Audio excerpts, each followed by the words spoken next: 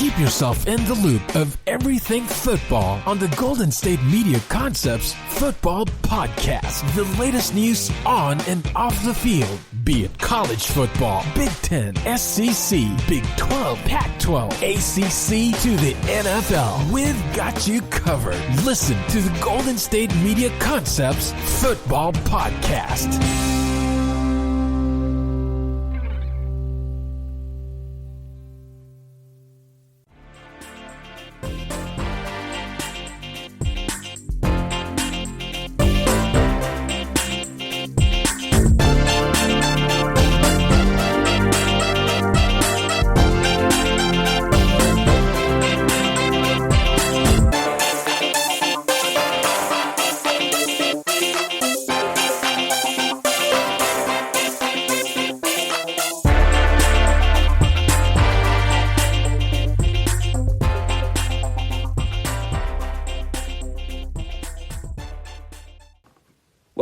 Welcome, ladies and gentlemen. This is the GSMC Football Podcast, which is brought to you, as always, by the GSMC Podcast Network. I am your host, Kayvon, and I thank every single one of you for tuning into the show today. We really appreciate it, and we've got a jam-packed show. It is episode number 41 for your boy. 41, that's pretty wild. We made it 41 shows without getting in trouble. That right there is very impressive. I like to think, not many people thought, including myself, I could make it 20 without, saying something stupid. But we've done it.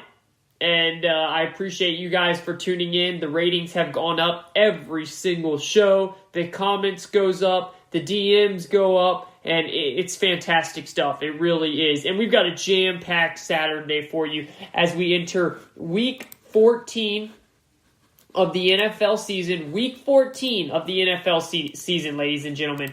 That is wild. And Week 15 of the college football season. And there is so much going on in both sports. College football, you're coming down the final stretch. This is literally the last weekend before you get the conference championship games. Now, with COVID going on, there will still be games happening next weekend because you remember, usually the next weekend is specifically for conference championship games only. But because of COVID, there's going to be a lot of rescheduled games that happen. So we're going to get a bunch of games next weekend as well, which is great. And really credit to the SEC.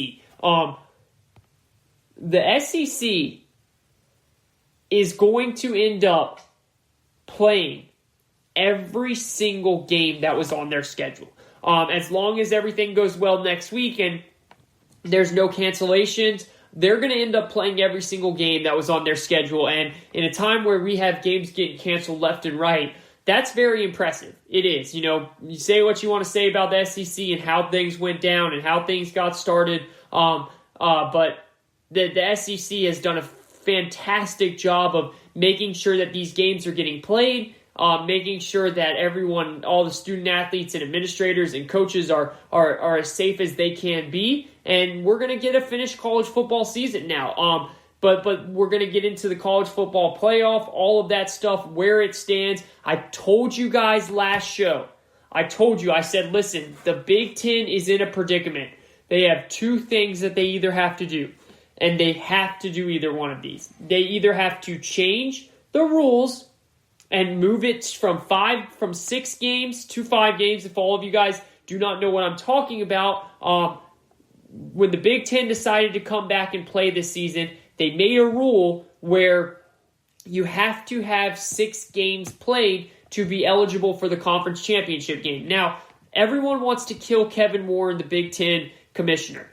The athletic directors are the ones that came up with this rule, okay? Yes, the Big Ten commissioner, Kevin Warren, has made a lot of mistakes this offseason, okay? There's no doubt about that.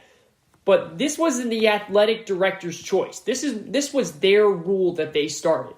And now they're going to have to walk back on that. And I said they're either going to have to change that rule so that they can get Ohio State in there, or they're going to have to do what these big conferences and these big schools don't like to do, and that is they're going to have to schedule a game for Ohio State this week, today, Saturday, against a team that maybe they don't want to play, whether they, just don't feel like they need to, or maybe they're worried that it could end up causing them to lose, because I said this, look, last weekend we saw something remarkable in college football, something that we don't ever see happen.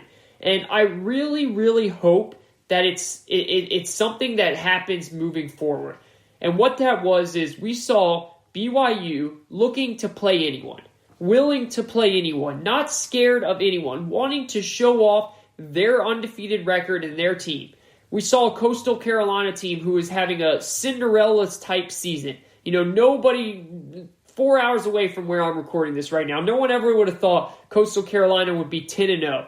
But they're having a fantastic season, and their opponent, Liberty, who also is having a very good season under head coach Hugh Freeze, who did test positive for COVID. Hearts and prayers out to him that everything's okay with and he gets better soon. But Coastal is 10-0. And Liberty was having COVID issues within their program, so they were not able to play. So, what did BYU do? Before BYU even knew that there was a possibility that this game could happen, the athletic director called their equipment truck driver, and said, start heading towards the east. Start heading to Myrtle Beach, South Carolina, because we're going to try and get this game to happen. And on Wednesday, with 3 days before game day, Coastal Carolina and BYU came together and said, let's play this game. And it turned out to be one of the best college football games of the season. It might go down as the best regular season college football game of the season. BYU lost on the last second, getting tackled on the 1 yard line. I mean, it was the game of the year. And why did that? We weren't going to get that game unless we had two programs, both undefeated, neither scared to play either. Because that's what happens with these big schools, these big conferences. You have teams like Ohio State, and look, I know these fan bases are going to get mad at me for saying this type of stuff, but it's the truth, okay? It's the downright truth. You have these teams like Alabama and Ohio State that say, we're undefeated.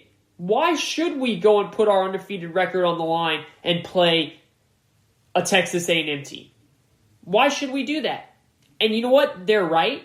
They don't have to do that because in all likelihood, they're going to get into the playoff anyways. But why not do that? Why not? It makes it great for the fans. It's great for the players. The players get to keep playing. The players get to show off their talent against the top competition. Or why not go play a Cincinnati team or something like that? I mean, Texas A&M, they didn't get to play this weekend because their game got canceled because the team they were going to play was dealing with COVID issues. They could have easily, last minute, hooked up with Ohio State and done what we saw BYU and Coastal did. But it didn't happen. So I said, if they don't want to do that, if Ohio State doesn't want to do that, and look, this is a different year, so a lot, you can put that on COVID. You can say, hey, we don't want to play teams outside of the Big Ten, and I get that, and I'm not gonna criticize anyone for that. All right, that's why these conferences went to conference-only schedules in the first place, because they don't want to be traveling around the country playing different teams that are far away from them and not in their conference. So I understand that part. But moving forward in college football, we really need to head towards the way what Coastal and BYU did. I really hope it's a big standpoint where it changes the way that these bigger schools play and the way that these bigger schools schedule. Instead of saying, yeah, you know what? It'd be fun to play Ohio State. Let's book that down in 2030. All right? We'll play you. How about this? We'll play a home and home with you in 2030 and 2031. What? No, we don't want to wait that long. How about you play Ohio State this year? How about you play Texas A&M this year? Those are the type of things that should be happening during this COVID year. But that didn't happen, okay? So that's out. So I'm off my soapbox on that, all right? So now what happened? I told you guys that was either one thing that has to happen or two was the Big Ten has to walk back their word. They have to walk back and say, hey, we jumped the gun on this decision. I have no clue why we did this decision. What we're going to have to do now is we're going to have to walk it back. And instead of 6 games to make the Big Ten championship game, you can do it with 5. And that's exactly what the Big Ten did. And I've seen so many people, and I've heard so many people, including one of my good friends, Will Bowers, you guys all know Squill, You guys all know him. I've talked about him many times on this show. You guys know my boy Will, and you know my boy B-Ray. And Will tried to come at me and B-Ray this week saying that Ohio State doesn't deserve this. Ohio State doesn't deserve to be in the playoff, and changing the rule is ridiculous. How is that ridiculous? Let me ask you guys this. What rule? There are no rules right now in 2020 within this, okay? Yeah, the Big Ten, technically they made a rule. It was a stupid rule that they never should have made. They never should have made that rule. Why make a rule like that, huh? They put themselves in that position from the beginning. Because we all get it, right? Every conference that gets a team into the college football playoff, they get millions and millions of dollars. So the Big Ten wants a team in the conference because it doesn't just help Ohio State. It helps every team in the conference. Let's understand that real quick, right? So everyone, including my good buddy Will, yeah, I'm talking to you, Will, and I'm talking to everyone out there listening. Because and that thinks the same way. Everyone that thinks that they're on their moral high ground saying that it's ridiculous that Ohio State should not have a shot at playing in the Big Ten, you're just off your mark. And you're either two people. You're Ohio State hater, and you don't like them for some reason, maybe because you're a Michigan fan or a Michigan State fan or Penn State or something like that. Or two, you just don't understand how college football works. It's one or the other. Or maybe you do understand it and you just don't want to believe it. And you know what? I don't blame you on that, okay? I don't blame you on not wanting to understand that, or maybe not wanting to believe that these bigger schools get treated different. But ladies and gentlemen, that is the case. And that's been the case way back in the day, and it's the same now. And it's going to be the same moving forward. It's the treatment that Alabama would have got. It's the treatment that Clemson would have got, that Notre Dame would have got, and that Ohio State did get. And this is why I'm okay with it. I'm okay with it because, one, the rule should have never been in place anyways. It was a stupid rule from the beginning. And this is 2020, and there are no rules. There's just not, in terms of this football, there are no rules. Look at it. Look at everything that's happening. You have some games canceled, you have some games postponed, you have some games moved. I don't understand it. So there are no rules, first of all, okay? So let's not try and then now get up there and say, well, there was a rule. Second, actually there's three reasons. Second, everybody knows, everybody with an objective viewpoint in their eye knows that Ohio State is by far the best team in the Big Ten and by far one of the four best teams in the country. You know what? I'll take the by far back because I do think Florida's a very good team. And I think Texas A&M's a pretty good team, but I think Ohio State would beat Texas A&M, and I think Ohio State would get pretty close to, I think they would beat Florida, but I think it would be much closer. Okay? But they are by far the best team in the Big East. in the Big Ten. There's no doubt about that. That's not even a question.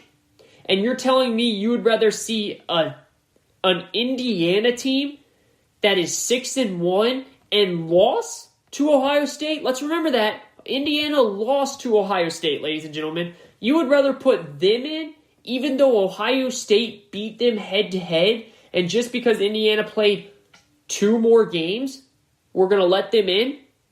Why would we let a team in that lost to Ohio State? No, we don't want that team in there. No disrespect to Indiana and all your Indiana fans. Look, Indiana, you guys have an amazing program. The way the trajectory of your program right now is it's flying straight up. It's flying up like the Tesla stock right now. I don't know if you guys are into stock, but Tesla, and lucky for me, I got the Tesla stock a couple months ago, and it has just been boom, daddy boom ever since. It's just flying up there. And that's where Indiana's program is right now. Under Tom Allen, who is just a tremendous coach. That guy has passion. If you guys want to see what it means to love coaching, go and watch, just put your eyes on Tom Allen during a game. Just watch him. Don't watch the game, watch him. and the head coach of Indiana, he is as passionate as he gets about those kids at Indiana and that program. And he is going to make that program a powerhouse. He will if he stays, and I think he will because I do think he really likes the program. But that's how college football works. He might get a big time offer, maybe Texas. Even though, by the way, don't mean to get off topic here. Texas's AD did just come out after their season in because Texas didn't get to play today. Their game got canceled against Kansas because of some COVID tests going on in Kansas's program, I'm pretty sure it was. The AD came out and said, Tom Herman is our coach. Now, we've heard AD say that before, and a week later, the head coach gets fired. And maybe it's because of COVID. They're going to try and give him one more year. But it seems like maybe Tom Herman is going to get another shot as the head coach at Texas next year, and those Urban Meyer Texas rumors are going to be closed for now. Again, that could change, but that's it. But back to the Ohio State thing. They deserve to play in the Big Ten championship game because they're the best team in the Big Ten. And then if they go into that Big Ten championship game and they beat up on Northwestern just like we all believe they're going to, other than the small percentage of you that are Northwestern fans, then they deserve to be into the college football playoff as well. There is only one scenario where Ohio State would not deserve to be in the college football playoff. That one scenario is this. Right now, if you look at the top 6 teams, and remember, every Tuesday night, the College Football Committee comes out with their top 6 on ESPN. So as of this past Tuesday, their top 6 teams were 1, Alabama, 2, Notre Dame, who Alabama's 9-0, Notre Dame's 10-0, 3, Clemson, who is 9-1. Remember, Clemson's only loss came at Notre Dame in double overtime without Trevor Lawrence. Right now, when you look at all the losses, Clemson has the best loss of the season. And for all of you that say, well, the best loss, what is that? I know that sounds crazy, but that is what the committee looks at. They say these types of things. They look at the best win, and they look at the best loss. Remember, we have never had a 2-loss team make the college football playoff. We've never had. So, and most likely, we're not going to get that again. We're not going to get that at all this year either. It's going to still just be the 1-loss and undefeated team. So, Alabama at 9-0, Notre Dame at 10-0, Clemson at 9-1, the best loss of the season by far, coming at Notre Dame in double overtime without Trevor Lawrence. And remember, they get to avenge that loss next weekend, an hour and a half from where I'm doing this show right now in Charlotte, North Carolina, when Notre Dame faces off Clemson for the ACC title.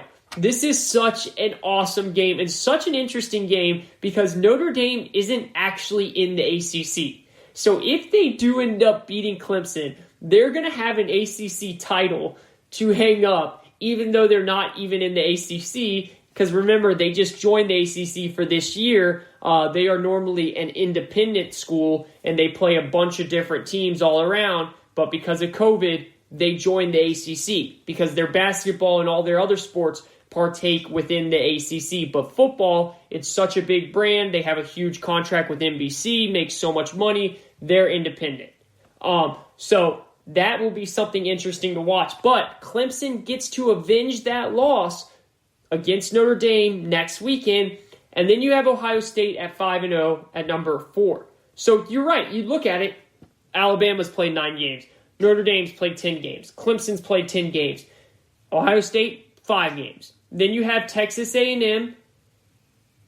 No, excuse me. Then you have, Texas A&M at number 5 and Florida at number 6. Texas A&M is 7-1 and Florida is 8-1. Now, a lot of you might ask, if you haven't been paying attention, why is Texas A&M over Florida? Texas A&M is over Florida because the College Football Committee takes in head-to-head.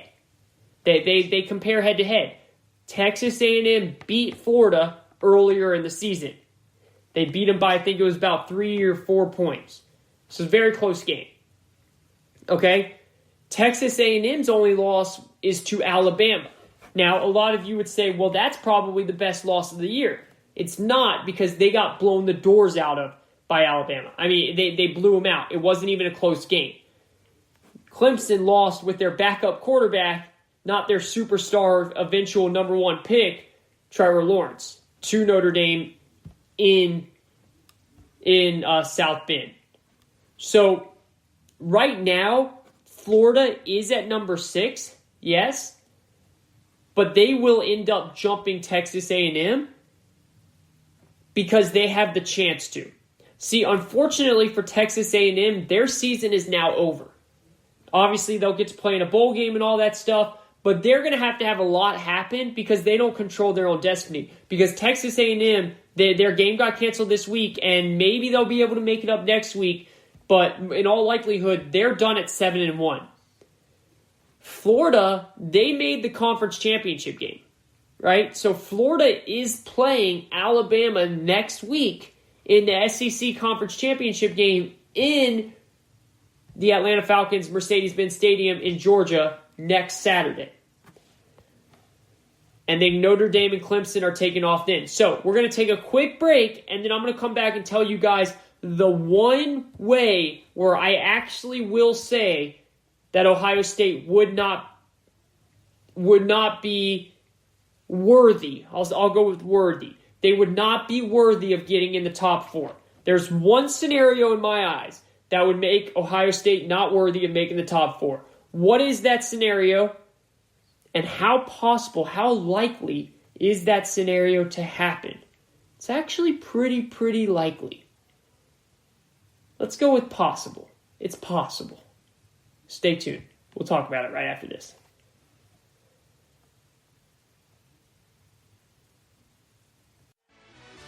Are you looking for help for your fantasy football team? Check out the GSMC Fantasy Football Podcast. Get today's best advice on who to start, who to sit, even who you should draft. From sleeper picks to red-hot lineups, they got it all covered for you. That's gsmcpodcast.com/fantasy-football-podcast. We'll cover traditional leagues, dynasty, PPR, even IDP leagues. When you need fantasy help, there's just one show to hit up. Don't forget to like them on Facebook and follow them on Twitter. Visit gsmcpodcast.com for more info.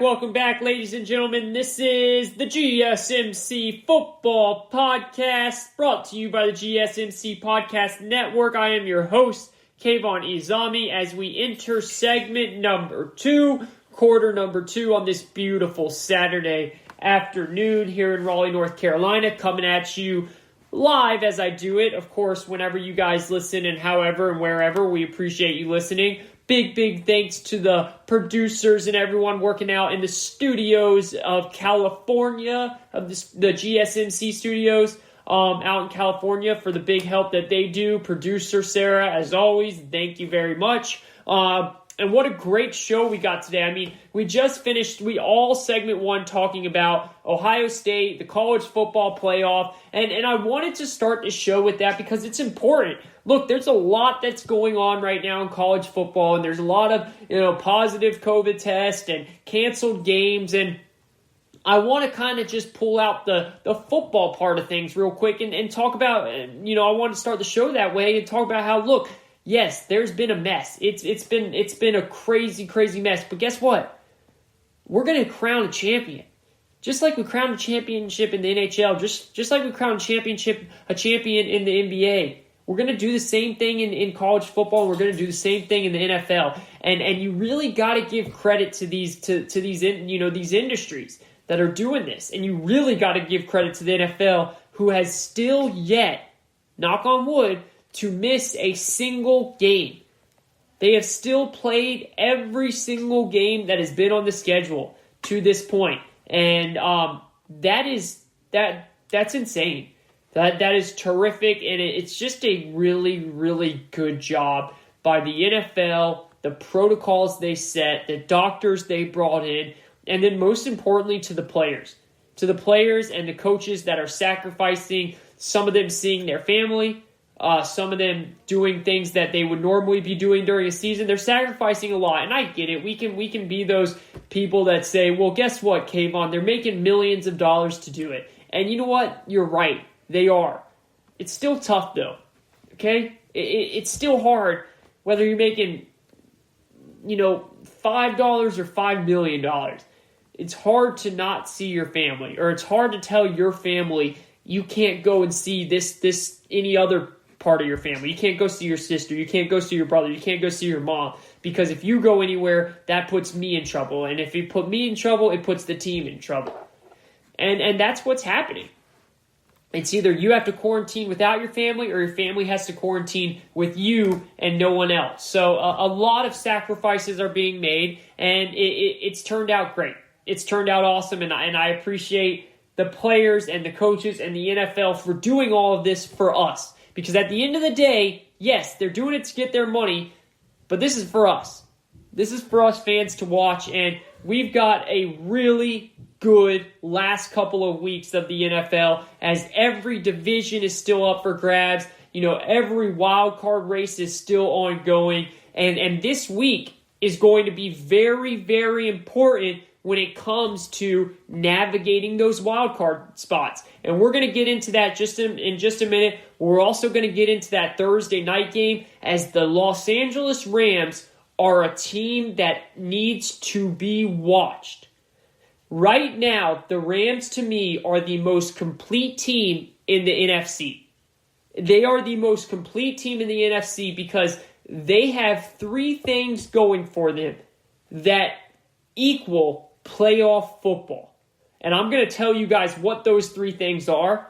And while right now, I really, really like the Rams. We're also going to talk about that other team that they played on the other side of the ball, the New England Patriots, who literally looked like a JV team compared to them on Thursday night. Remember, Rams beat the Patriots 24-3. Patriots came off a big 40-0 win over the Chargers. I predicted that. I told you guys, don't play Justin Herbert in fantasy. I told you guys, never do anything like this, because when Bill Belichick is going up against a rookie, I don't care how good Justin Herbert's looked this year, it's going to be bad. And everyone that's now putting the pause on Justin Herbert, stop. Justin Herbert is a really, really good quarterback, and he's going to be a really good quarterback for many years in this league.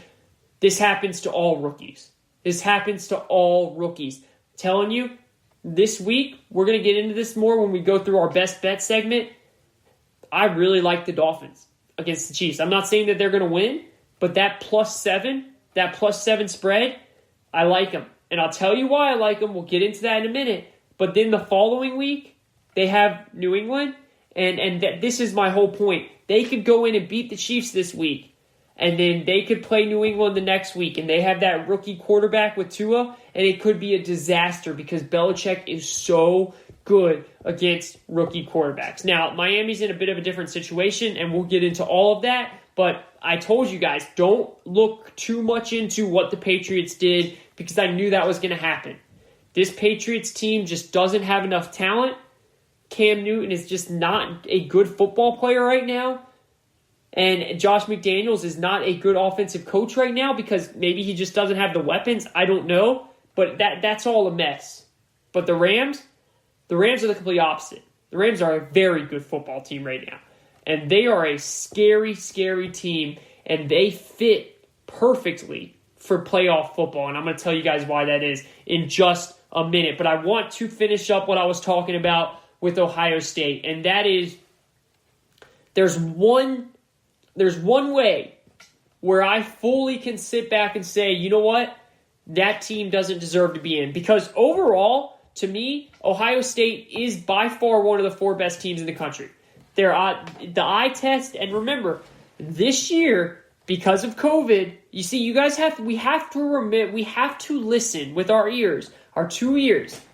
We have to listen to what the playoff committee is saying. They always give us little treats, right? Little treats of what they're going to, how they're going to pick these teams. And usually it's, eye test, it's strength of schedule. They really harp on strength of schedule usually. They're not doing that this year. Now, they, of course, are looking at strength of schedule, but the main thing that they've been saying over and over is eye test. This year, eye test is going to be more important to us than anything else because everything is in flux with some teams playing this amount of games, some teams playing this amount of games, some teams not getting to, really have a full team out there because of COVID restrictions and quarantine and contact tracing and all that stuff. So they're strictly going by eye test. Now, of course, they're adding other things in there for tiebreakers and stuff like head-to-head wins, strength of schedule, but eye test is the most important. And eye test clearly tells them, like it tells me, that Ohio State is one of the 4 best teams in the country. Because if it wasn't, they would have never had Ohio State in the top 4 when they were 3-0. They would have never had Ohio State in the top 4 when they were 4-0. And they would have never had Ohio State in the top 4 when they were 5-0. But they've kept them in the top 4 every single week, which means they clearly believe that Ohio State is one of the 4 best teams in the country. And I don't know how you don't watch this team and disagree with that. How can you disagree with that? They are stacked on every position. They have one of the best quarterbacks in college football. And they've got a great coach in Ryan Day. So, with all that being said, I fully believe Ohio State should be one of the 4 teams as long as they take care of business against Northwestern next Saturday. The only way I do not think that they should make it is if this happens. Is if Florida beats Alabama in the SEC championship game next week in Atlanta and Clemson beats Notre Dame. If that happens, and listen, both of those have to happen. It can't just be one or the other. To me, both of those things have to happen for Ohio State to not to make it. Both things have to happen. So if both of those things happen, what would that mean? Now, let me try and paint this picture for you, okay? If you're driving, don't close your eyes. Just think, because I'm going to try and paint the picture for you real quick. If you're not driving, close your eyes. It might help you if you're like me, I'm very, I get sidetracked very easily. So I kind of have to close my eyes sometimes so I know that I'm really listening here, all right? If Florida beats Alabama next week in Atlanta in the SEC championship game and Clemson gets revenge on Notre Dame and beats Notre Dame next week in the ACC championship game, you would then have a 10-1 Alabama team who didn't win their SEC title, but they've been slaughtering teams left and right, and their only loss would be to who? To the SEC champion Florida, who would also be 10-1, right? So that's 2 10-1 SEC teams. We know the committee loves SEC because they believe they have the hardest schedule, and Alabama's only loss would be to the SEC champion Florida, and Florida's only loss would be to the 8-1 Texas A&M, right? So it's not a bad loss. Also, we know how much the committee puts conference champion in the picture. If Florida beats Alabama, Florida's in. Florida is going to the college football playoff. There's no doubt about that. So you'd have Bama at 10-1, Florida at 10-1. Then, if Clemson beats Notre Dame, you'd have Clemson at 10-1, and you'd also have Notre Dame at 10-1. And Notre Dame's only loss would be to ACC champion Clemson, and Clemson's only loss would be to Notre Dame, right? So every team in the top 4 would be 10-1, and yes, Ohio State would be the Big Ten champion, and they love having a conference champion. But I do not see any possible way. Actually, I know for a fact they would not put Ohio State in over Alabama. They wouldn't. They're going to say, we know Ohio State's a conference champion, but we like Alabama. a one-loss non-SEC champion over the Big Ten champion Ohio State. The only one that maybe they would question, and I still don't think they would do that, is would they say, you know what, let's put Ohio State in over Notre Dame? Because Notre Dame then wouldn't have that ACC championship under their belt, but they would have still only have one loss, and it would be in the championship game to Clemson, a team that they beat earlier in the year. What do you guys think about that? Do you think that they would kick Notre Dame out to move Ohio State in? I don't think so. I think that if Clemson beats Notre Dame, which I do think will happen, and if Florida beats Alabama, which I think they have a chance, but I do not think they will do that. If both of those things happen, then I think Ohio State is out. I really do. I just don't think that's when I think they'll say you didn't play enough games. And that's because, listen, if this was a normal year and Ohio State beats Northwestern in a Big Ten championship game to go 11-0, and they're 11-0, they're getting in no matter what. They would then beat out Alabama to get in. Or they would beat out Notre Dame to get in. Most likely they would beat out Notre Dame to get in. If this was a normal year and you had Florida beat Alabama in the SEC championship game, they're in. Clemson beats Notre Dame in the ACC championship game, they're in. Then you would have a one-loss Notre Dame and a one-loss Alabama. Both are not conference champions. What do you think would happen? And then you have the 11-0 Buckeyes sitting there with the Big Ten crown on their hat. They would say, in comes Ohio State, out comes Notre Dame. But because Ohio State would only have played 6 games this year, that's when I think you can say, penalize them for not playing enough games. Even though it might not be fair, and it really might not be, that's when I think that would come back and bite them in the butt. We'll see if that happens. Again, I don't think Florida beats Alabama. I think Alabama is on a whole other level right now. I mean, the way Devontae Smith, that receiver, is playing, he should be in the Heisman talk. He should be in the Heisman talk. He is a fantastic wide receiver. It's incredible. It's incredible, the receiver that Devontae Smith is. And when he goes to the NFL, I mean, the receivers that Alabama has been putting out lately have been tremendous. But this guy he's one of the best receivers I've ever seen in college football. Mac Jones is lighting it up too. Trask. Kyle Trask is absolutely lighting it up in Florida. He's putting up astronomical numbers. Ian Book's having a great year, but I don't think he's involved in the Heisman talk. Trevor Lawrence, because of COVID, fell out of it. And then Ohio State, Justin Fields, because he's only played 5 games, he fell out of it as well. So I really do think it's going to come down to Mac Jones and Kyle Trask. But I really believe that Devontae Smith should be in it, the wide receiver out of Alabama. The way he plays, the routes he runs, the deep threat that he is, he can do it all. I mean, he's caught 80 passes. He's 1,305 yards, so 1,305 yards, 16.3 per catch, and 15 touchdowns, ladies and gentlemen. 15 touchdowns. I think he had 3 or 4 last week against LSU.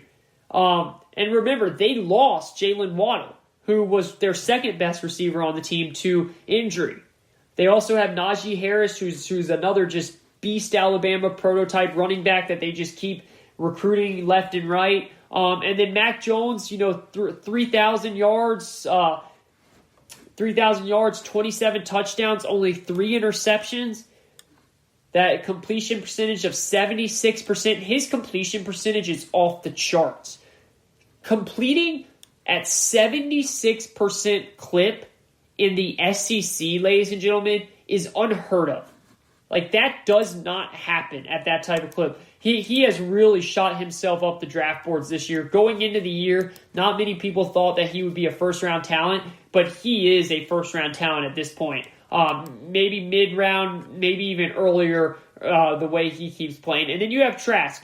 Trask is leading Mac Jones in yards. He's got 3,243 yards. Mac Jones has 3,113. So kind of nitpicking there, but Trask has about 100 more yards. He's got 38 touchdowns, while Mac Jones has 27 touchdowns. So Trask definitely leads by a lot in touchdowns. And then they both only have 3 interceptions. See, that's what I love.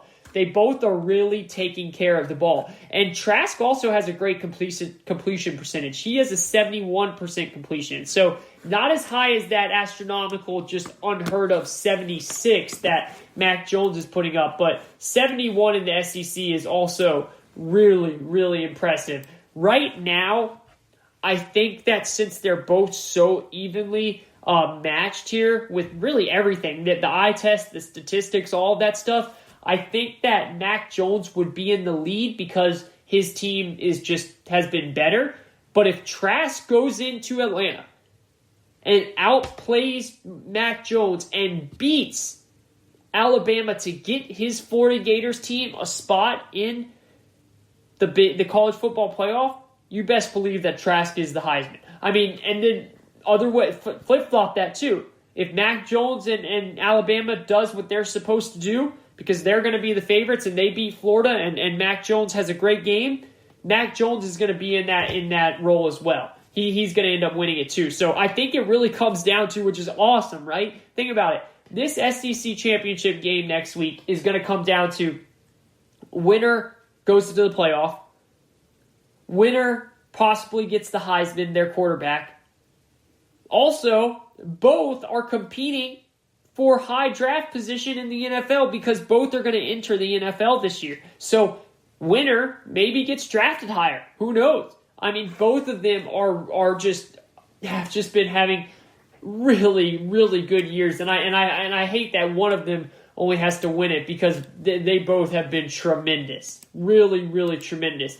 And I do really think that we should not count out Devontae Smith. I believe Devontae Smith should have an outside shot. And I don't even think it should be an outside shot. I think he should have a chance. I think that if Devontae Smith is not in every Heisman voter's top 3 picks, because, they get 3 picks, right? They pick 1, 2, 3 in that order. If they're not in that, then you're not watching football correctly. Because the way this guy has played has been amazing. Again, you do not see wide receivers in the SEC go for 1,300 yards and 15 touchdowns. 15 touchdowns. A lot of quarterbacks in college football haven't even thrown 15 touchdowns. And this guy is catching 15. He's also run for another 16 total touchdowns there. So what he's doing, and then also, guys, now I don't think this guy is going to be, or is, he's not. I don't think he'll be in the conversation for Heisman. But what this other receiver, and this is why I can't wait. I mean, I'm getting hyped up thinking about this game, talking about this game right now. And I'm spending too much time on it because we're gonna dive into this game next week as well. But Kyle Pitts, the tight end for Florida, he is a tight end like no other. I've never seen a tight end like him in college football. He's like a wide receiver, but he's big enough to be a tight end, but he moves like a wide receiver. It's mind-blowing, and he's also having a great year. I mean, he's caught 11 touchdowns, 700 yards, so he's not up there with Devontae Smith, which is why I think Devontae Smith should be in conversation for Heisman because it's so special of a year. But Kyle Pitts is a mismatch like no other, and I believe he should be a top 10 pick. I believe he's that good. And I am someone that is not usually like that with tight ends in the NFL. But I think he is this good and this much of a mismatch that he can be a top 10 pick. The only thing I want to see is how he goes up against Nick Saban and that Alabama defense. Because Nick Saban is a mastermind, just like Bill Belichick, at doing what? Shutting down your best player. He learned it from Belichick. They do it together. You always shut down your best player. They're going to try and shut down Kyle Pitts in that SEC championship game. How does Pitts get over that hump? Can he? That's what I want to see. I can't wait for that. But no matter what, he is having a remarkable season. And Dan Mullen needs to get a lot of credit. He is one of those guys that you don't hear a lot about his name going to the NFL. His name should be involved in all coaching searches, all coaching hires, all coaching interviews because he is an offensive genius. he is a really good coach, and he looks like he'd be really, really fun to play for as well. And he's doing a great job at Florida. There's no doubt about that. All right, now we're going to take another break, and this time when we come back, like I promised, we will actually dive into the NFL and what we saw on Thursday night in the Los Angeles Rams, in the New England Patriots, and while the Cam Newton, he's playing bad football, and he deserves a lot of blame. But I'm not going to look at him. Bill Belichick, Josh McDaniels. It's time to start taking some blame. And is there big issues in New England that might not actually be able to be turned around as quickly as some people think? And then the Rams. My goodness, are the Rams the front runner in the NFC? I think so. And I'm going to tell you why. And I'm going to tell you why that it's not just the NFC. They are built to win in December and January. And I'm going to explain just why that is right after this. Don't go anywhere.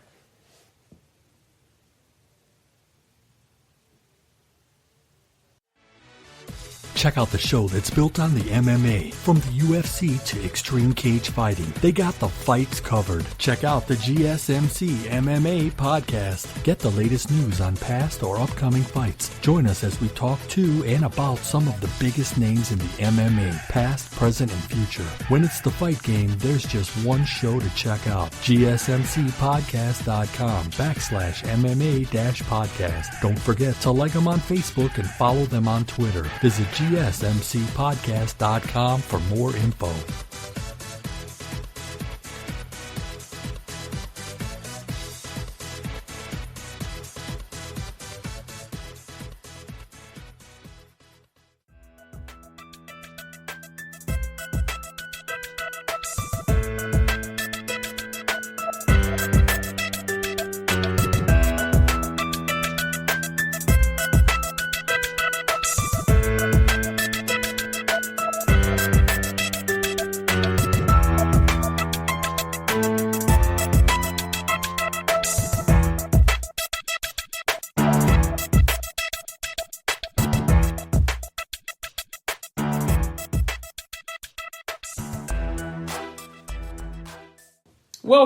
Welcome back, ladies and gentlemen. This is the GSMC Football Podcast. I am your host, Kayvon. Hope everyone's having a lovely day whenever you're listening to this show, and however you're listening to this show, I appreciate you for tuning in. Look, we just dove into a bunch of college football stuff, and now let's transition to the NFL as we finish up these last two segments. A lot of NFL talk. Obviously, we've got a lot to talk about on the actual football, and then fantasy football as well. It is playoff time, ladies and gentlemen. A lot of you guys are starting your playoffs this week. Some of you started your playoffs last week, depending on how your league does it. If you guys do the 2 weeks playoffs or the single week playoff. I personally like the 2-week playoff because I think it shows a lot more of who your team is. Anybody can, and I guess that I understand why people like the single week playoffs, because it has that any given Sunday vibe, which is what the NFL is. But I just like that when it comes playoff time, the best teams make the playoffs because you have, 14 weeks to get into your whatever it is to make your league. Top 4, top 8, top 6, whatever. Top 10 for some. So just depending on what type of league you're in, you have all season to prove that you need to be in the playoffs. So then once you're in there, I feel like it should come down to where the best team wins, right? And the best team wins always by, not always, but majority of the time when you have 2 weeks to prove it over a span of time. Because then, if you go have a great season and you enter week 1 of playoffs and you're the 1 seed and you're playing against the last seed to make it into the playoffs, and they just have a dominating performance, and your team for the first week and all season, poops the bed, has a bad week, then you're out, And I get it. If that's the whole point of the Any Given Sunday thing, that's what makes it fun. That's what makes it competitive for a lot of people. But I also think, and I think that's a fair way to do it. I have a lot of leagues where I'm in a lot of leagues. All right. I think I'm going to cut down next year because it's getting, I love fantasy. I follow it heavily. But I am in way too many leagues right now where it's just too much going on. So I think I'm going to cut back a couple, still do a good amount, but definitely not as many as I'm in right now. But half of those leagues for me are, really 1 week playoffs, 1 week semis, 1 week finals, boom.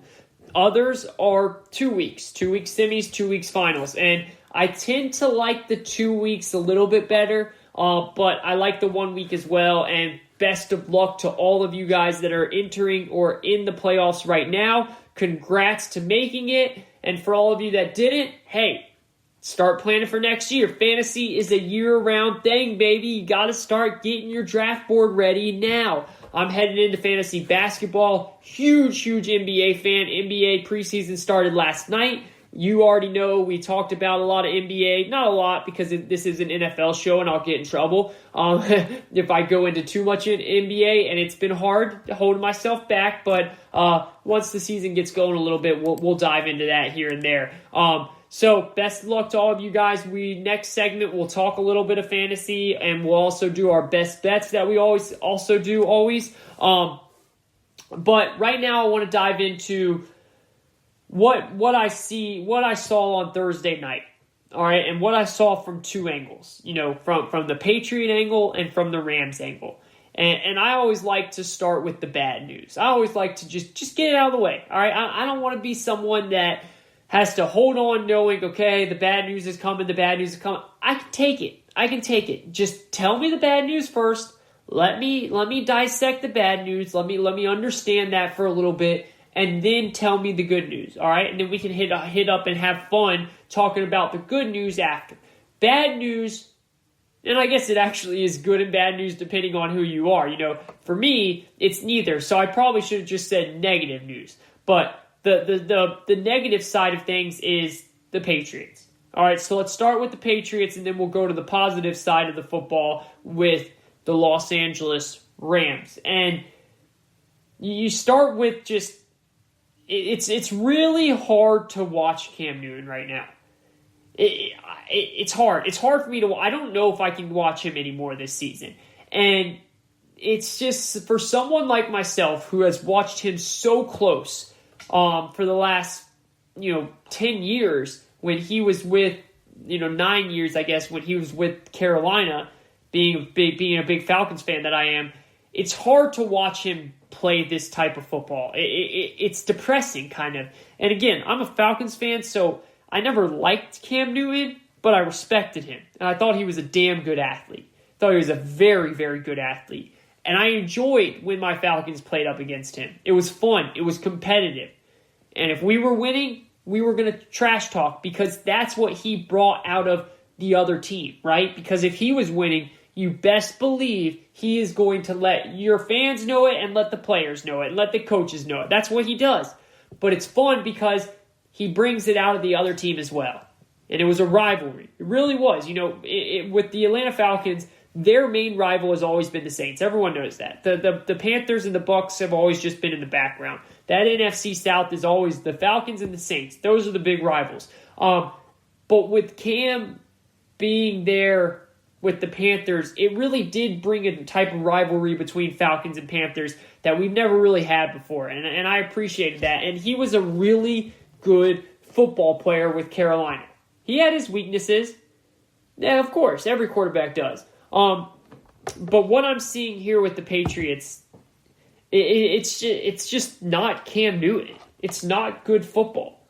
And look, the easy thing to do here would be come on here and just completely bash Cam, which a lot of shows and a lot of hosts are doing. And part of me thinks it's messed up because part of me a lot of people I think were hoping that this would happen because he's such an easy target. As I mentioned earlier, he's such a trash talker. The way he dresses, the way he talks, the way he walked out on questions after the Super Bowl loss. Some media members, they despise that kind of stuff. A lot of fans despise that kind of stuff, and they just, and as sad as it is to say, they wait for a moment like this when that type of player is down, and they stomp on him. And I've been hearing that all across sports media. I have been, and it sucks because he doesn't deserve that.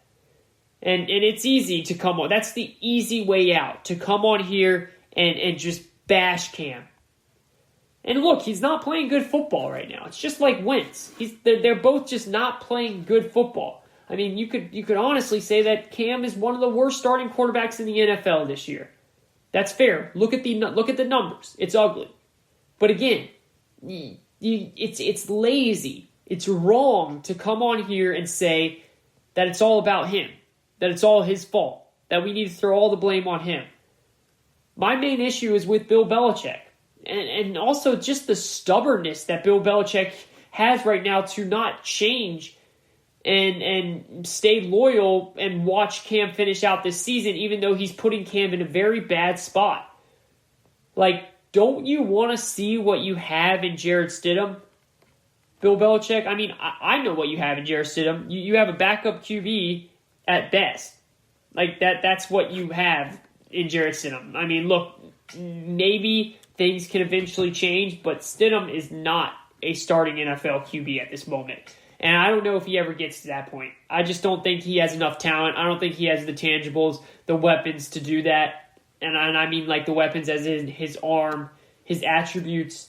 But I could be wrong. I've been wrong before.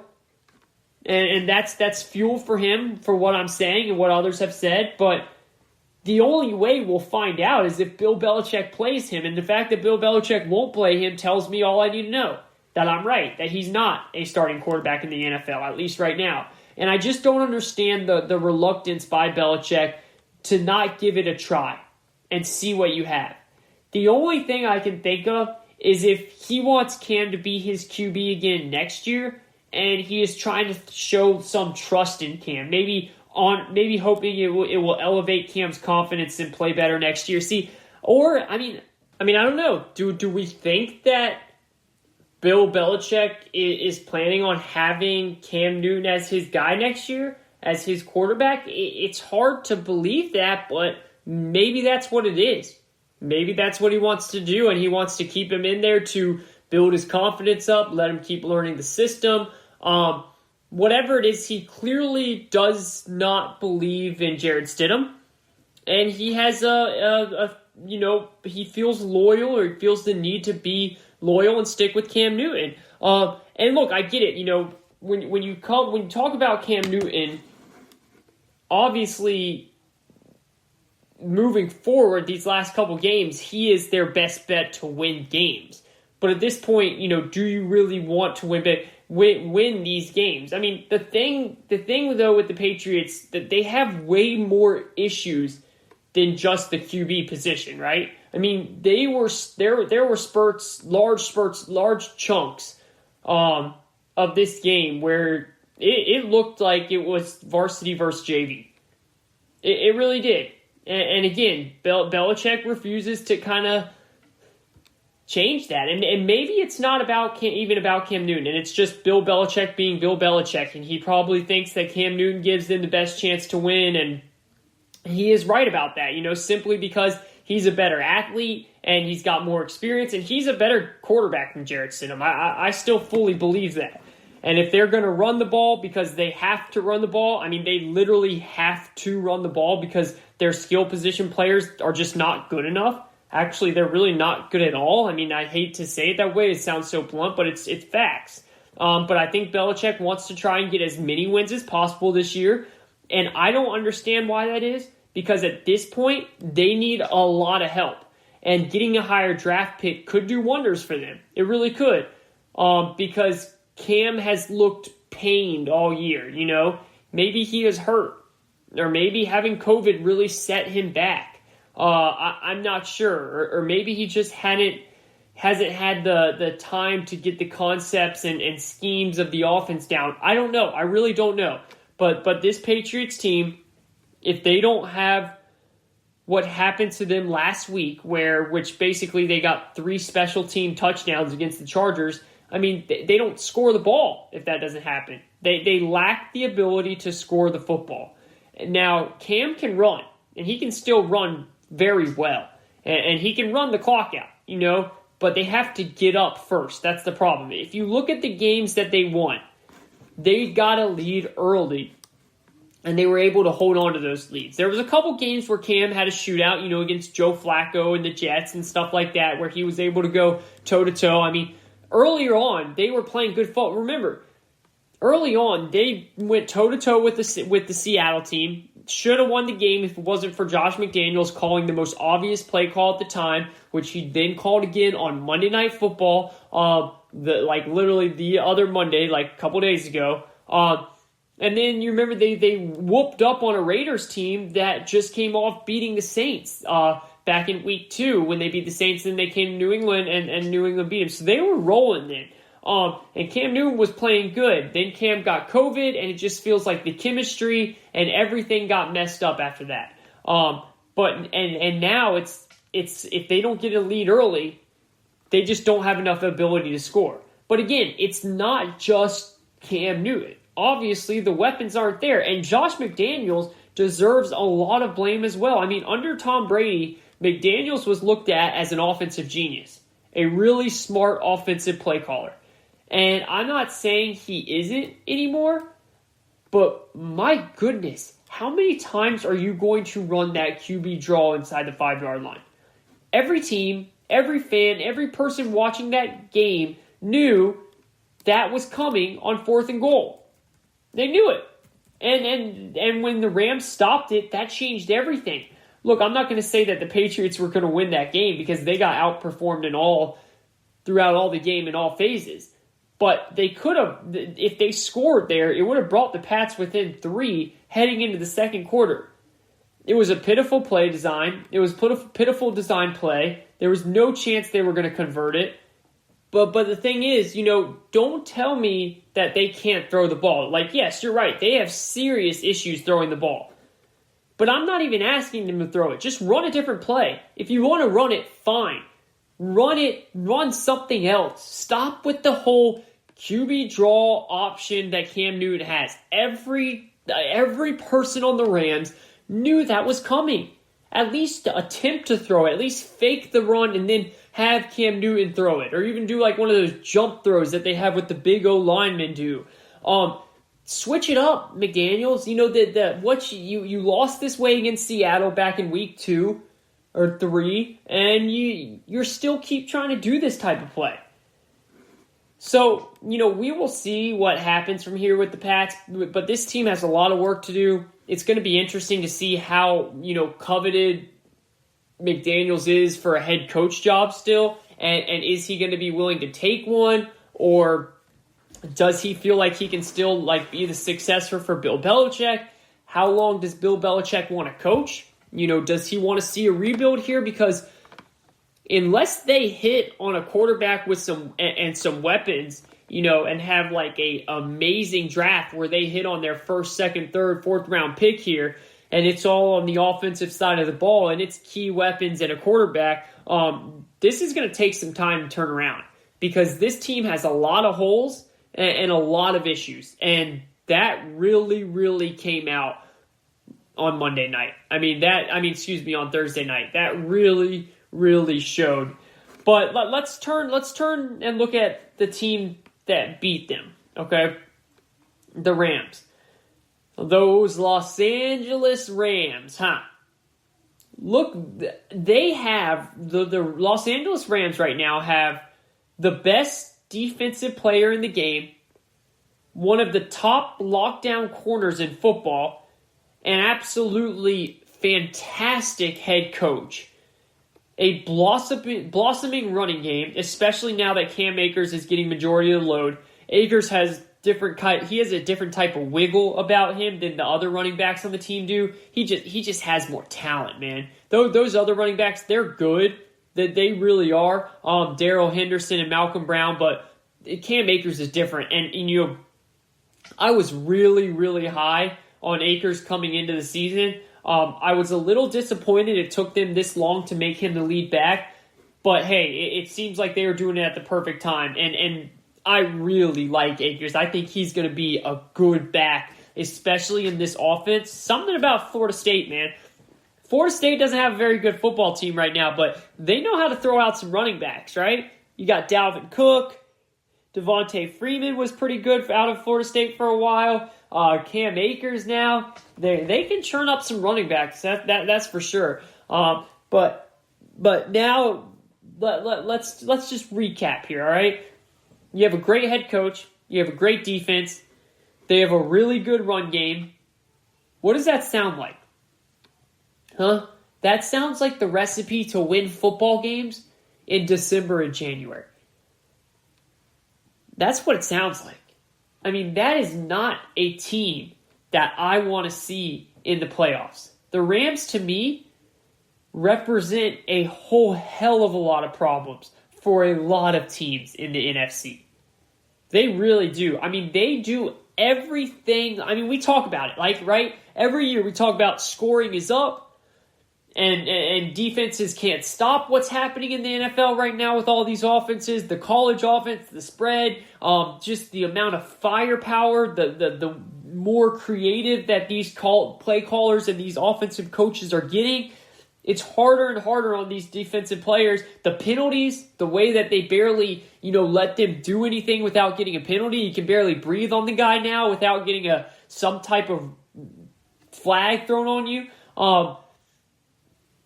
But then, we always say that during the regular season, right? And then come playoff time, what happens? It's the teams that can play hard-nosed defense, run the football, and are coached well. We always end up seeing those are the teams that get in the Super Bowl. Look at last year. Last year, really, you actually kind of had two different teams. But the 49ers, best defense in the league, and a team that was going to run the absolute mess out of that ball. Right? I mean, in the NFC Championship game, they threw the ball 9 total times. 9 total times in 2020. That is hard to do, in this type of offense. They did that. They ran it all up down the Packers' throat, the 49ers did, and they had one of the best defenses in the league.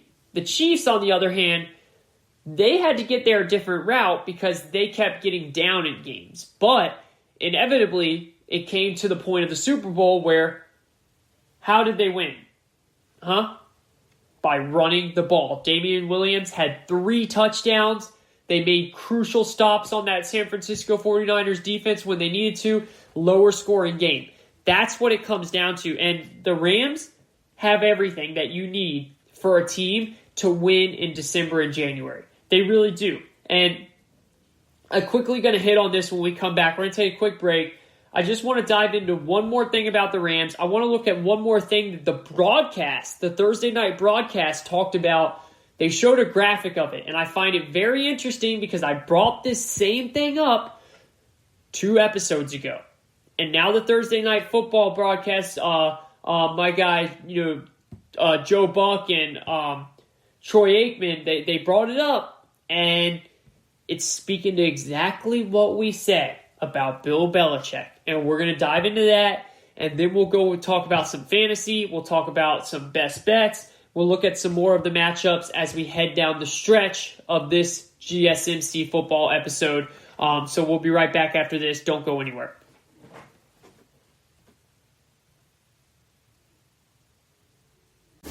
Check out the show built around the women of MMA. From the UFC to the extreme cage fighting, we got the fights covered. Listen. It's the Golden State Media Concepts Women's MMA Podcast. The latest news of upcoming fights, discussions of previous matches. Join us as we talk to and about the biggest names in women's mixed martial arts, past, present, and future.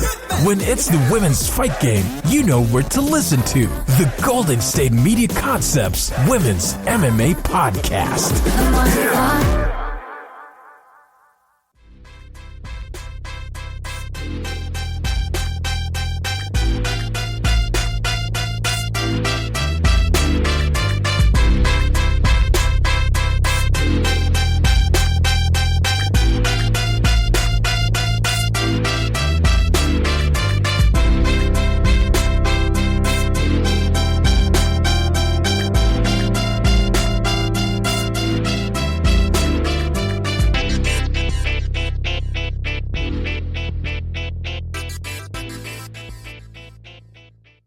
This is the GSMC Football Podcast, quarter number four, segment number 4. Throw up the 4 fingers as always, as we like to do on the GSMC Football Podcast, brought to you by the GSMC Podcast Network. I am your host, Kayvon Izami. Thank you, everyone, for joining us today as we head down the final segment, final quarter of the show. Great show today, lots to talk about. Busy, jam-packed Saturday as we head into Week 14 of the NFL and as we dive into games of Week 15 in college football. Little recap of the show.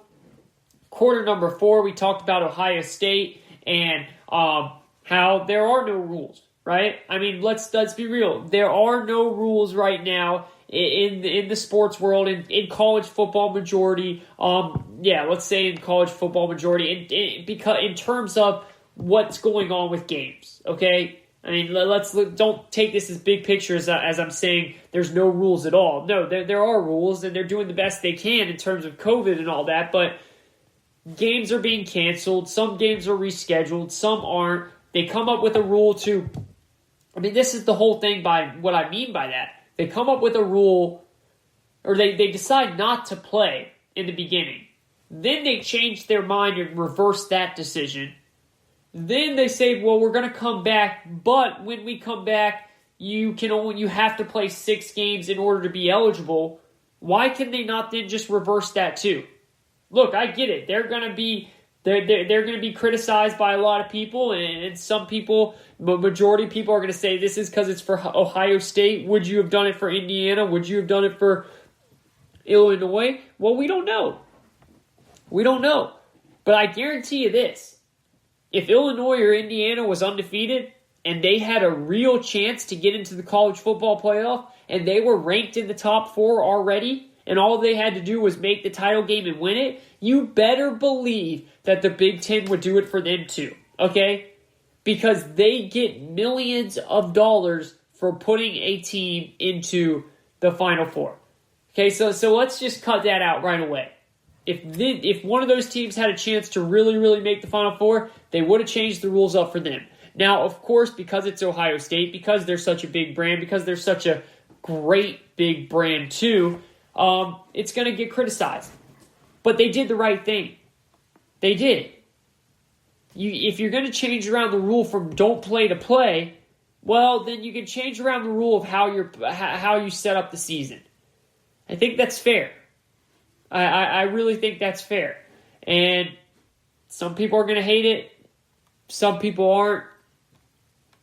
That is how it is. But at the end of the day, that was going to happen with Ohio State. So we talked about that. We talked about the ways where Ohio State will be able to get in and not be able to get in. And I told you guys the only way that I don't see Ohio State getting in is obviously, 1, if they lose to Northwestern in the title game, the Big Ten title game, or 2, if Florida beats Alabama and if Clemson beats Notre Dame. It can't be one or the other. Both have to happen. If that happens, then you have Alabama, you have Florida, you have Tennessee. You have Alabama, you have Florida, you have Clemson, and you have Notre Dame. I just saw Tennessee come up on my TV here, so I said their name. They're playing basketball right now against Cincinnati. Good basketball team, by the way, Tennessee has a very good team under Rick Barnes. But I digress. You have Alabama, Clemson, Notre Dame, and Ohio and Florida all sitting at 10-1 if that scenario happens.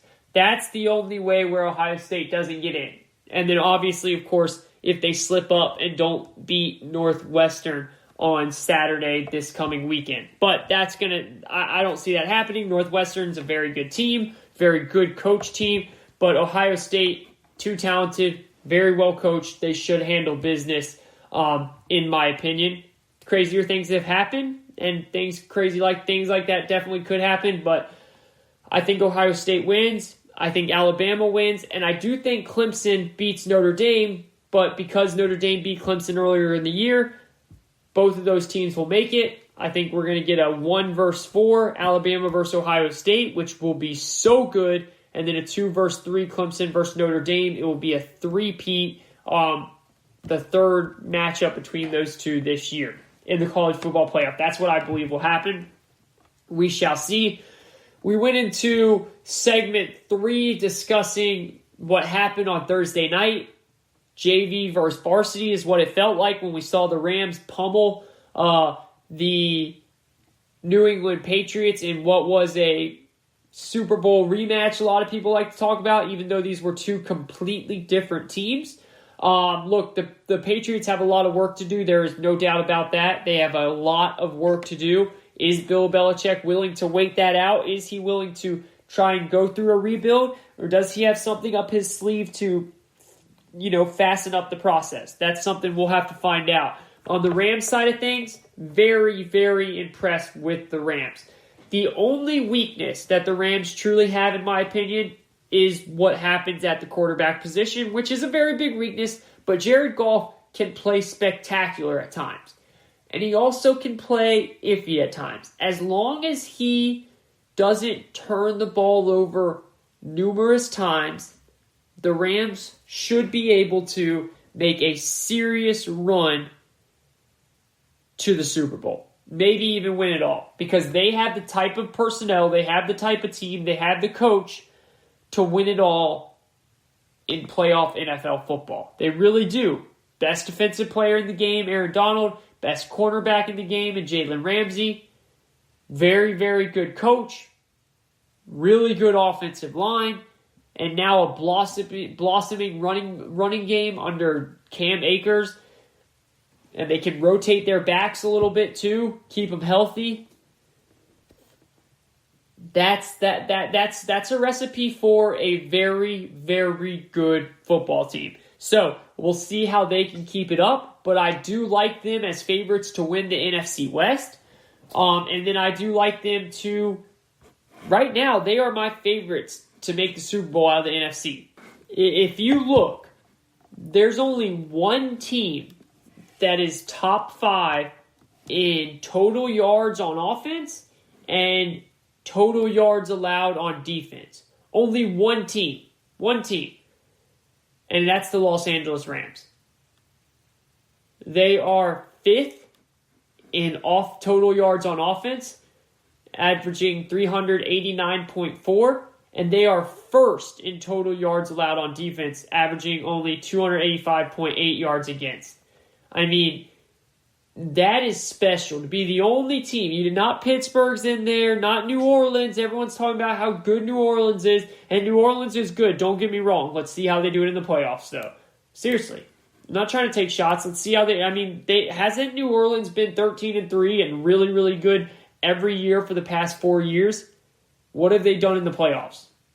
All right, so and it's crazy to say that about a team that has a Super Bowl winning coach and a Super Bowl winning QB and Drew Brees, but for some reason the playoffs have not been good to the Saints recently. The Rams, though, last time they were in the playoffs, we saw them go to the Super Bowl. So they have a quarterback that is shaky, yes, but he's been to the Super Bowl, and he's played well enough to get them to the Super Bowl. And he's had to win games, with using his arm to get to that Super Bowl as well. So that NFC Championship game against the Saints a couple years ago,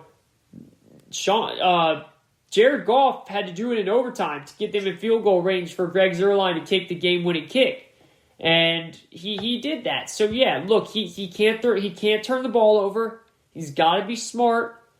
But if they can run and pound the ball and keep playing good defense, this team, sky's the limit for them. Sky is the limit for them. So I really like what I'm seeing there. And then one more thing about the Bill Belichick and the Patriots, and we talked about this a couple shows ago, and then as I said, the broadcast brought this up, and they showed a graphic.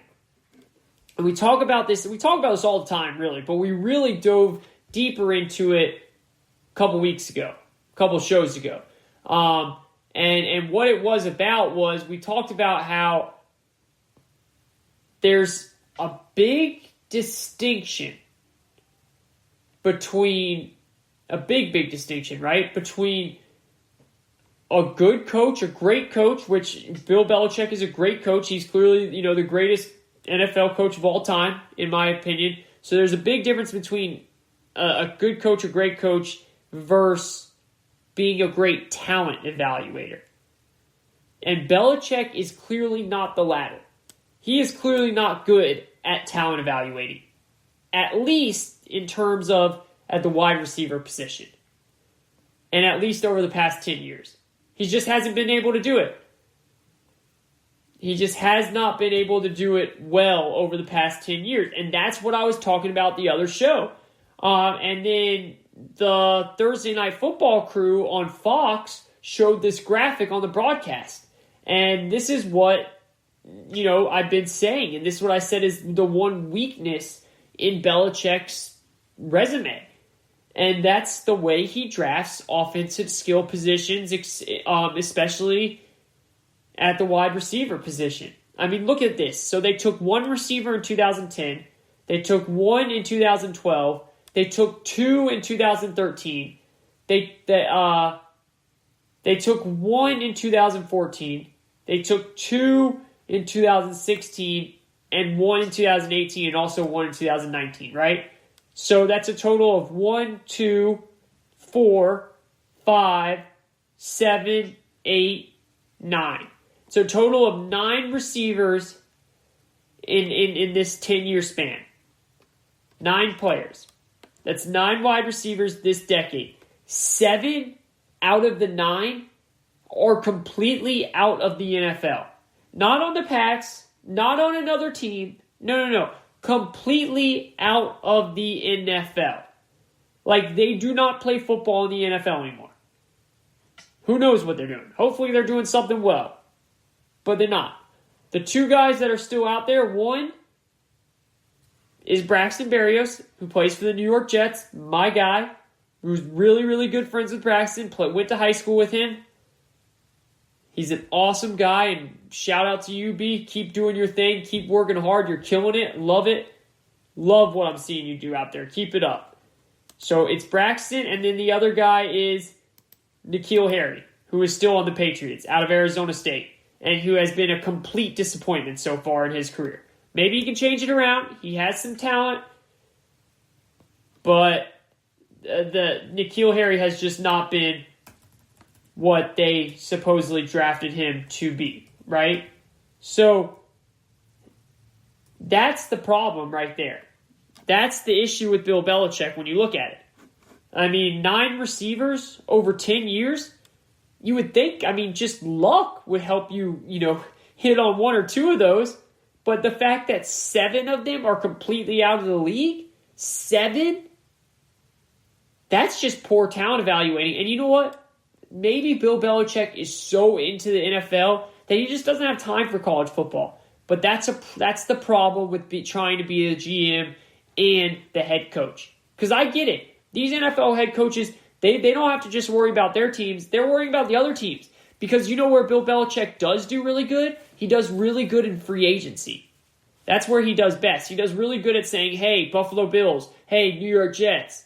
Hey, Miami Dolphins. That quarterback you have over there, he's not very good. So, hey, can I get him? I'll sign him for pretty cheap. And he'll sign him and he'll turn him into a Pro Bowler and then use him for a couple years. And then he'll go off and go get a big contract with someone else. Probably not be as good either. Because he's really good at that. So maybe he focuses all his time on the NFL, but that's a problem because he does not talent evaluate well at the college level. He just doesn't. We'll see if things can change, but so far, they have not been able to. All right. Now, as we come down the final 6 minutes of this show, GSMC Football Podcast, I'm your host, Kayvon Izami. I want to look over a couple of my best bets for the weekend. We told you guys last week, we said, hey, I know Denver's been a bad team. Then the last time we saw Denver out there, guess what happened? They were rough, right? They didn't have a quarterback.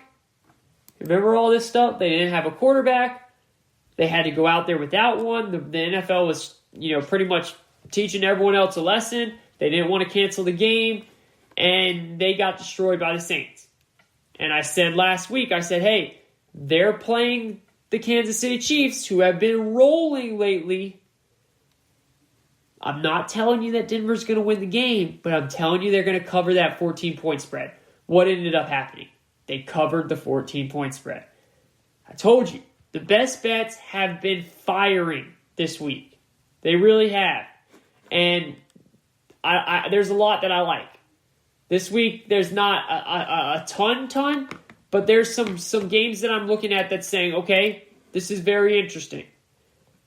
First of all, as much as I hate to say this, I like the Chargers +2, +3 against the Falcons. I think the Chargers, a lot of people are looking at them and saying they just got destroyed by a not-so-good New England team. What's happening there? Now Atlanta, who's been playing better, but they also just lost to the Saints.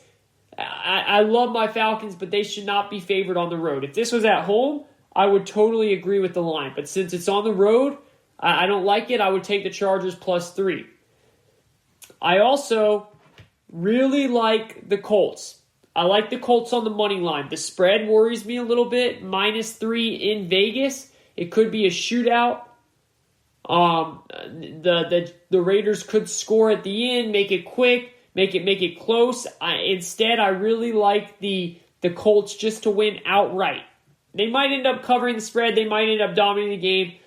This Colts team gets overlooked by people in Vegas and just people all over. Wait, here we go. It's good. UCLA, USC right now.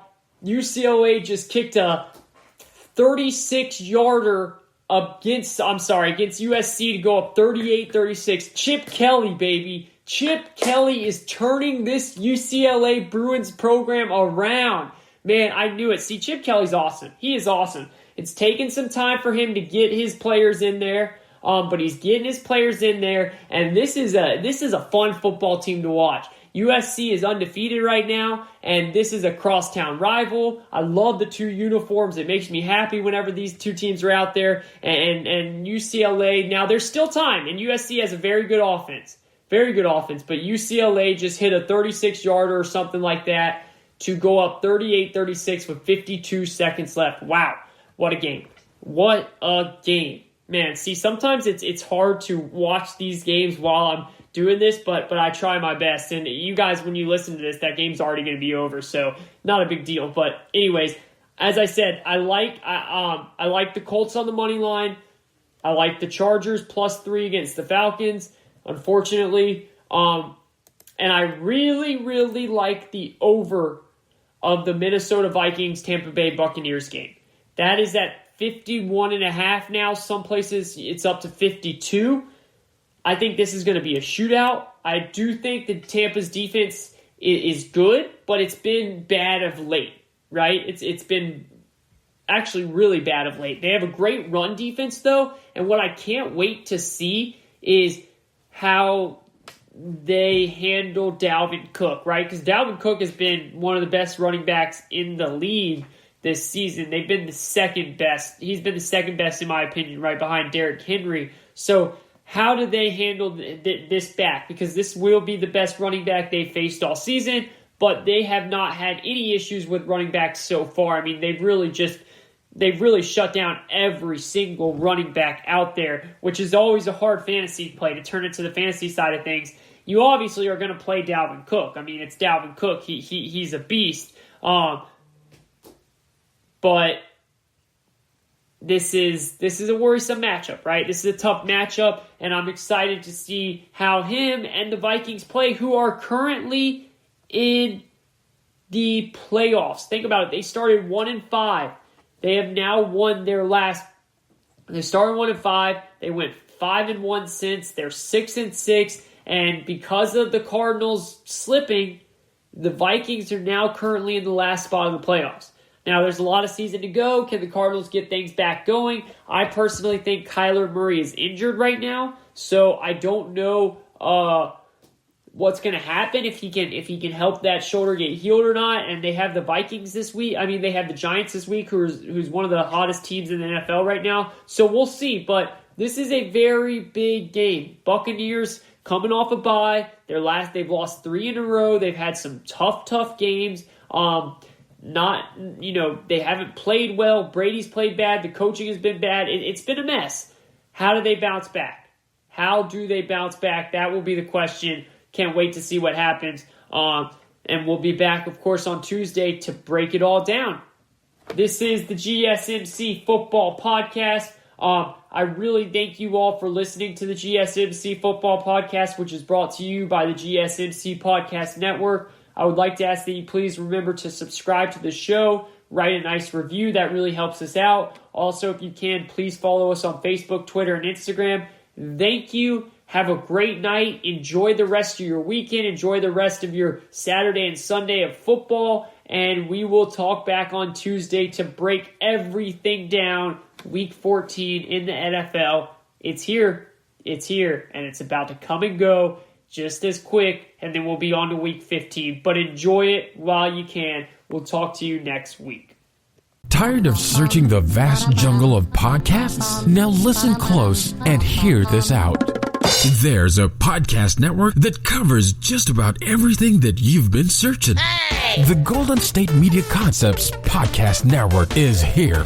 Nothing less than a podcast bliss with endless hours of podcast coverage. From news, sports, music, fashion, cooking, entertainment, fantasy, football, and so much more. So stop lurking around and go straight out to the Golden State Media Concepts Podcast Network. Guaranteed to fill that podcast itch. Whatever it may be. Visit us at www.gsmcpodcast.com. Follow us on Facebook and Twitter, and download us on iTunes, SoundCloud, and Google Play.